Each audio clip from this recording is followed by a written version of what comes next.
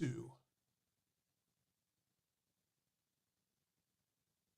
Hey, everybody. Good afternoon. Welcome to 12-Minute Trading with Doc Severson. I got Dave Lukas here. Today is the 1st of May.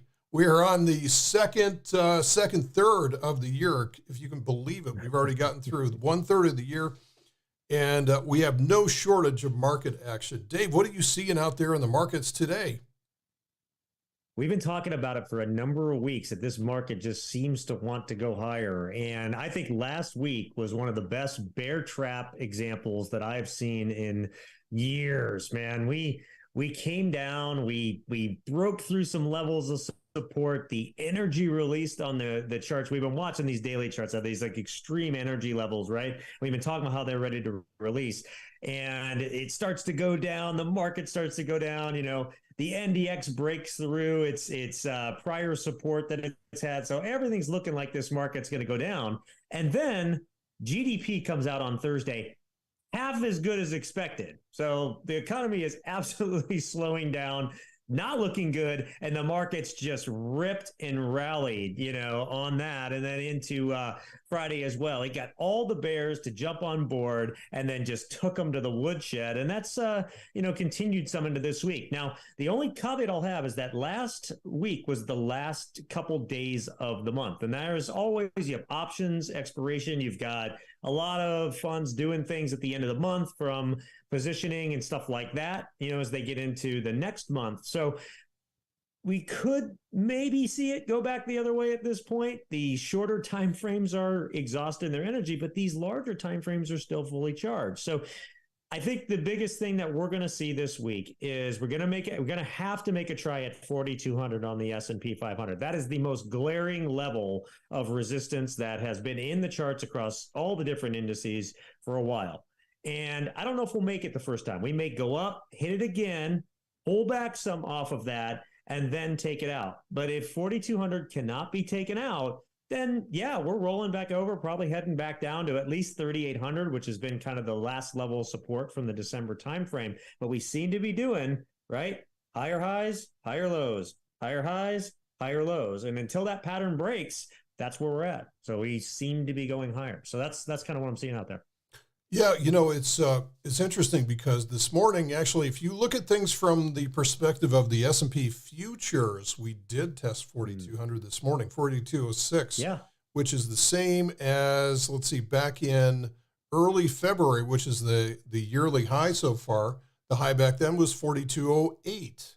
So we're very, very close to hitting, testing that level. And actually today, as we're speaking here, and I don't think we can take credit for this, but actually, the S&P just went negative for the day. Yeah, so it's an interesting day. We got the Fed coming up on Wednesday. We got jobs coming up on Friday. This is a week filled with potholes and landmines and ADP, private employment. Almost every day this week, there's a big number coming out. Yeah. So today's probably going to be our token no volume day where just nothing happens whatsoever. And then things will start to get interesting tomorrow.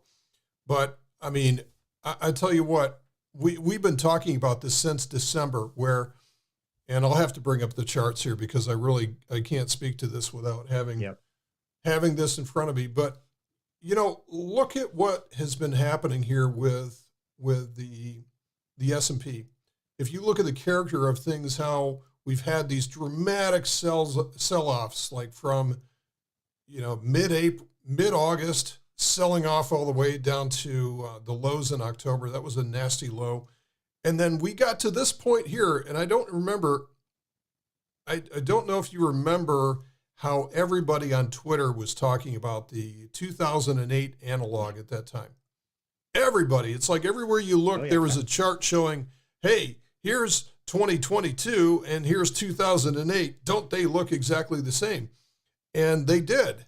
And, that's the thing you learn is that when everybody sees the same thing like that, the opposite is likely to happen. So we got down to this pivot point here and we rallied up, and that's where things changed. The very beginning of the year, actually in 2023, all of a sudden it's almost like one window opened and another one closed at the same time. Mm-hmm. So since that point, we've been just very choppy in this. Now, if you step back and really look at things, though, what you're seeing here is an ascending triangle pattern with a 700 point measured move to the upside. 700 points. So this points to 4,900 on the upside, if you can believe it. So probably a lot of people are going to look at that and say, oh, that's, is that the same thing as, tea leaves and, ancient, spirits and chanting and stuff like that. If you think about it, though, the thing with technical analysis and chart patterns like this, all I care about is the fact that each low here is a higher low. So we have equal highs and higher lows. And what this ends up doing is this creates a tremendous amount of pressure, almost like you're squeezing an orange pit between your fingers. And this is where we see, boom, big movements from that. Now, it technically could go to the downside as well. But what you and I have been seeing in the market is really since the beginning of the year, the market has wanted to go higher. Now, also what we're seeing is a tremendous amount of potential energy. Now, we're starting to lose some of this because of this strong trend to the upside. We are actually burning a little bit of fuel on this move to the upside here, but overshadowing all this is Big Daddy monthly chart here. If you look at this, tell me this is anything but a pullback. Just like what this one was, just like what this one was. This is just a pullback. If you look back on all these movements in the market with a big enough lens, these are just pullbacks along the way. Now, they're brutal pullbacks, 30% pullbacks, but still a pullback nonetheless. And most of us live our time and day by day in the smaller time frames like this. But we're in a position, I guess that's my point here, is we're in a position where we have massive amounts of potential energy for this thing to go. So which way is it going to go? Right now, the chart is telling us with every higher low that it wants to break higher. That's all there is to it, man. Yeah. Yeah, and people probably saw it on there too. I think the thing also is, and this is a bigger macro thing, I think you have to understand in the context of this larger term trend. Now we're talking like 10 years, 20 years, you have to zoom out and stuff. The market has an upward bias, positive drift, as they call it. And so over time, the market's going to continue to go higher. Now, part of that reason is because of the fact of inflation, right? So remember, assets gain in value, right, as the dollar loses its value. And so we've got inflation that's happening all the time every year. Now, the reason the Fed targets 2% is because they know people can stomach that. They don't really notice it, right? It's still not good. Your dollar, since 1971 has lost over 90% of its purchasing power, right? But that's why they freak out when you get 7% or 8% or 9% inflation, because then people notice it, right? And that's when the pitchforks come out. And so the whole idea is if we can just keep this little bit of inflation, 2%, every single year, right? People won't notice, and slowly their dollar erodes in value. And in the Fed's case, they love it. They love inflation, actually, because the debt that has to be paid back, the interest payments and everything are cheaper dollars, right?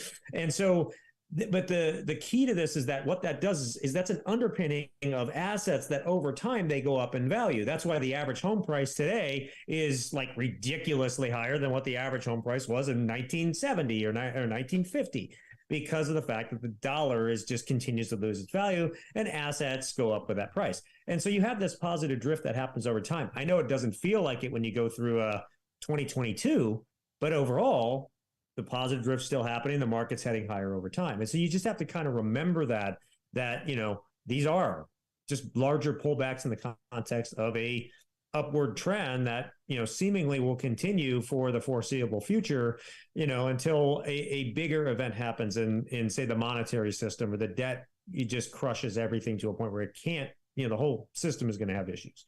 And that day will come. It's happened many times before throughout history, right? Not to get into the whole macro side and the historical side. Doc knows I love to really study the history on finance and the collapse and rise of empires and all that stuff from a monetary standpoint. So, but that's kind of where we're at. That's kind of what the overarching theme will be. So go ahead. I was just going to say, if any of you out there, there's quite a few folks that are out there with us live today. And Yeah. by the way, there's also probably a whole bunch of of folks that are going to be watching this on a replay as well later. If you guys have any questions, please hit us up now. You can just hit us in the chat room. Or for those of you that are watching this later on, you can always shoot us an email and we can take your question live for next Monday's session. So, Dave. Doc, I was going to say, I jumped on your live session with students earlier today, and there was a student that's like, why is the market going up when there's this massive bank failure, right? Yeah. And I had to chuckle, because I know the reason why, but why? We just had the second largest bank failure in history over the weekend. Like, nobody even notices or seems to care, right? We've had the three bank failures in the last few months are larger than 2008. Let that sink in for a second. Wow. 3 bank failures larger than 2008 in just the last couple months. And nobody seems to be blinking an eye. So why is the market, it's turned down now a little bit, but why was the market going higher off of a massive bank failure this morning? Well, because the government stepped in. It's all about certainty, right? Yeah. I mean, like the market's not scared. Right. The market knows up. The Treasury's going to come in. They're just going to make everybody whole. They're going to bail them out and they'll divvy the assets up and, all that. And JP Morgan right there with it. Jamie Dimon, smart banker, almost to, if you look at how this deal was structured, the government got all the bad and Jamie Dimon and JP Morgan got all the good. God, that's just like, actually, this is funny because, this is just like, the original, what's his name? James Pierpont Morgan or whatever. Yeah. Swooping in. He did this over 100 years ago with a lot of assets. He came in and basically. And I should rephrase that. The taxpayers got all the bad. Yeah. And JP Morgan got all the good. So Dave, 48 hours from now, we're going to be having a little event at the Fed. Basically what comes out is after the 2 days of them yakking away. So we got our policy statement coming out at 2 p.m. Eastern time, and then we have they bring out Powell and park him in front of a podium. What do you think is going to happen on Wednesday? Well, if you could look into your crystal ball. They're locked into a 25 basis point rate hike. Even if they don't want to, I think they will because like 90% odds they're going to do it. Everybody expects them to do it. So the Fed is always leery about how they look, in context of things. So if everybody thinks they're going to do 25 basis points and they don't, then all of a sudden everybody freaks out because what do they know that we don't know, right? Yeah. So they'll try to keep things and kind of shoot straight down the fairway, and they'll do 25 basis points. Powell will come out with a prepared statement. It'll be pretty benign. Data dependent, we see that we could pause in the future, but it'll be data dependent, that type of language. Where he always gets himself in trouble is when he starts taking questions from the press. If he just would read the statement and walk away, there wouldn't be any issue. But he's going to spend an hour taking questions, and that's where he slips up or just says one little thing because everybody hangs on every word the guy says, which as I think we've talked about before, is just ridiculous that our whole financial, stock market system hinges on the words of one man.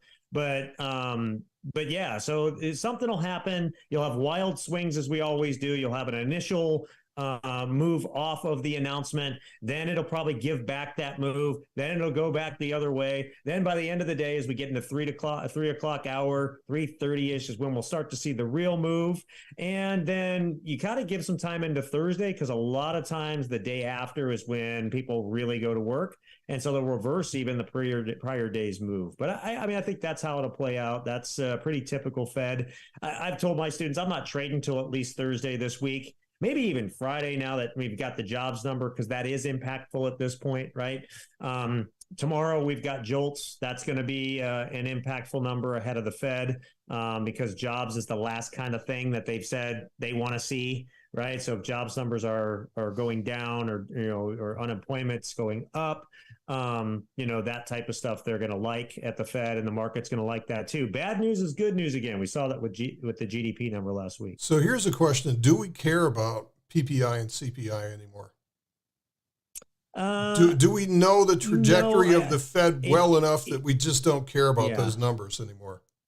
I think we care, but everybody knows is we're at the end of the tightening cycle. I think where we care is if we see a big jump and it looks like it's turning in like the 80s where they thought they had it licked and then all of a sudden it skyrocketed higher Yeah. again.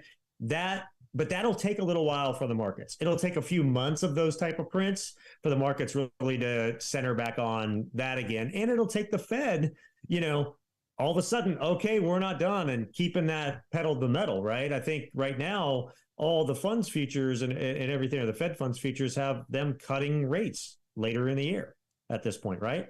And so that's got to change. If that starts to change, then that's going to affect the markets. But as of now, at the end of the tightening cycle, this may be the last one, maybe one more. I don't know if anybody saw it, but Powell got pranked about a month ago or so. Did anybody see that? No, that was last somebody week. pretending to be Zelensky out of Ukraine and got him to state that he thinks that at least 2 more rate hikes are on the table. So I think that's pretty funny. Yeah. So show me another organization where that guy wouldn't have been walked out with a cardboard box that day. Like literally, it's like if that would have happened at any job that I'd worked at, it's like, hey, would you come with us? Gather all your things in a cardboard box. This is your last day.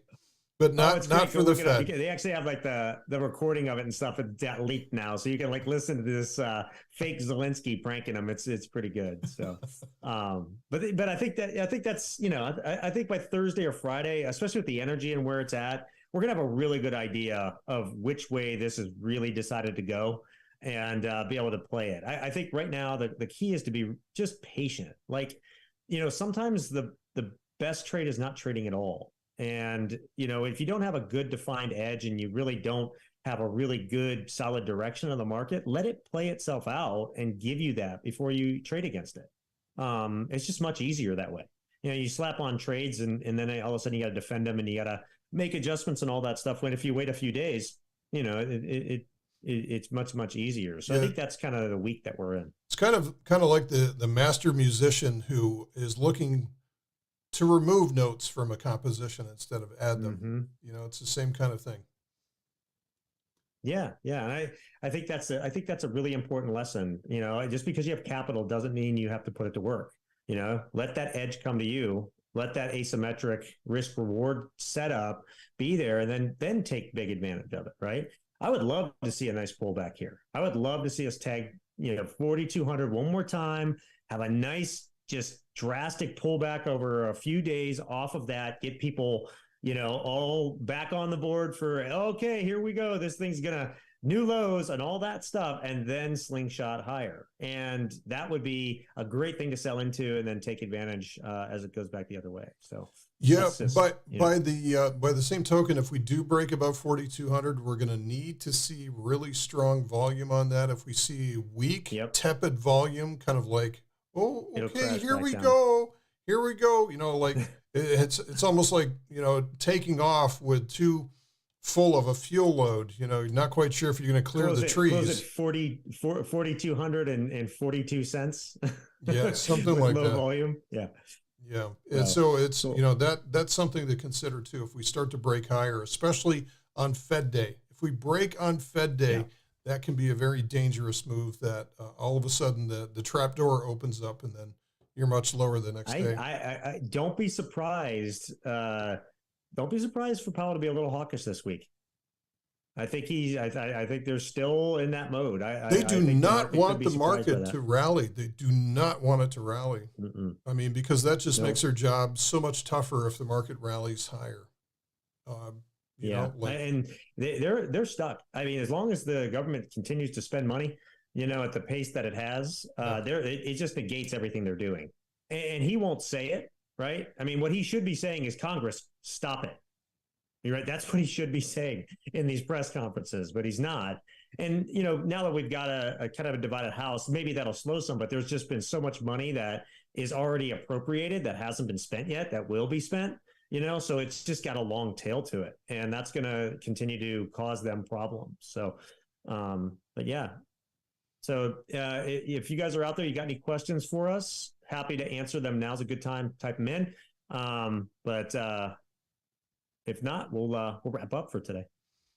Yeah, just a quick look at the intraday chart here. This is kind of interesting because we started off the day, just kind of walking through the opening range and came up to the upper expected move today, got up to that 4,200 level, almost like you're tagging, like one of those high jump tests, to see what kind of vertical leap that you can get. And then we've been down ever since that point. So very few candles today. And these being tick charts, what that shows is that there's very few candles means that there's very little volume on this. So this is the market's free day to do nothing, and then things will start to move. They'll start to position into the Fed meeting tomorrow, and the volume should go up, and we'll see sort of relative rise to implied volatility.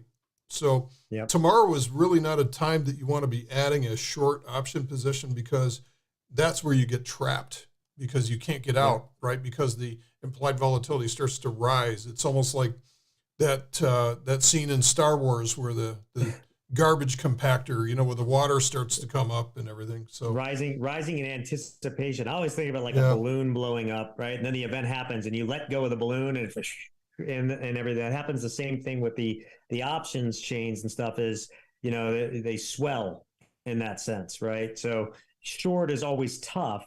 Longer term stuff you can do around events like that because you get some more premium for it. But shorter term stuff is always tough because as soon as that event happens, that option premium comes out, and it's really hard to profit off of that, especially if you're selling, I would say. A lot of people will play the Fed, and buy puts and calls at a certain distance on either side and just kind of keep them at the same price and then let the move happen. But it's a tough game because a lot of people don't take profit soon enough. Again, a lot of times on the Fed, you'll see that initial move and then it gives it all back, so you got to take it early and often if you're doing that and play those swings real quick. Otherwise, it ends up just being a loser. Yeah, you got to sell into strength on Fed Day because you never know which is the real move and which one's going to stick. I mean, I've seen very few of these go in one direction and then just keep on going all the way into the close. We've seen very, very few of those. And those always happen when the Fed catches somebody unawares. So we saw this last April in 2022 where the Fed came out, were super hawkish. Nobody anticipated how hawkish they were going to be. And we were straight down all day long into the lows of the day. So we'll see what this Wednesday will bring us. With the Fed. So just hang tight, guys. Let the fireworks happen. Enjoy the show, and then take advantage of what's left. Afterwards, right? Take advantage after the events happen. So that's all right. Probably the best advice for this week, I'd say. Yeah, sounds like a great place to close. So, Dave, from myself and from Dave Lukas out there, I'd like to wish you guys a great week and hang in there for the Fed. We'll be back next Monday to wrap up this mess and see what happens. Bye, guys. All right. Thanks, everybody. We'll see you.